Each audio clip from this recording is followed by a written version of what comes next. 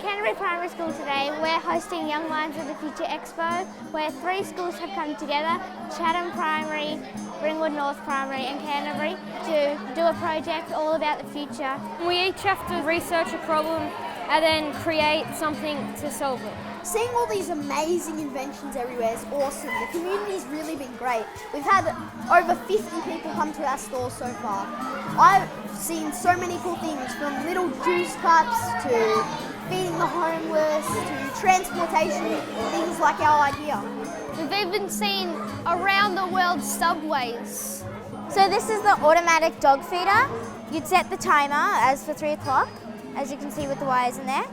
And then as the day would go past, it'd hit that, which would send the current through, and then the dog food will fall down.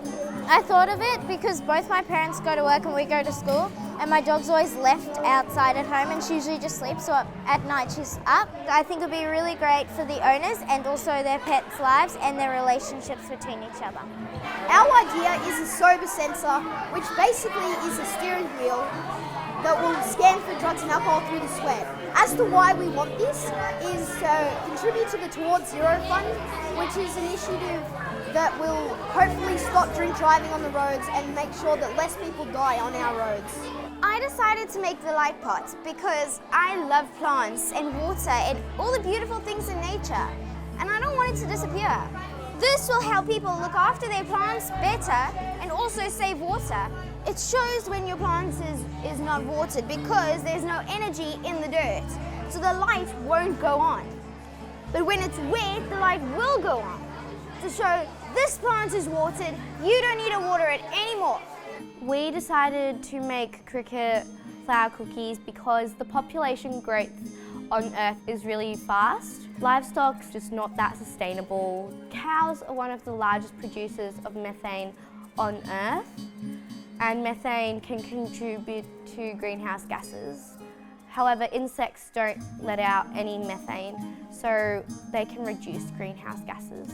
So when we found out that in the United States alone, there were 4,000 drownings between 2005 and 2014, we thought we had to do something. So we invented a drone that flies over your head and drops a life buoy to save you. So while the lifeguards come and swim out to you, you're floating there ready for them. Just walking through this small exhibition, looking at all the new inventions, it really just makes you think, oh, that's a good idea and that could help me every day. And like some of them are really cool and I could get and find them really helpful.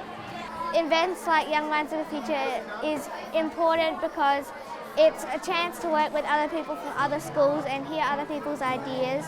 We believe that most of these ideas will make it into the real world. If not, they will be considered and people will know about them. It shows kids creativity and it lets people have their own point of view.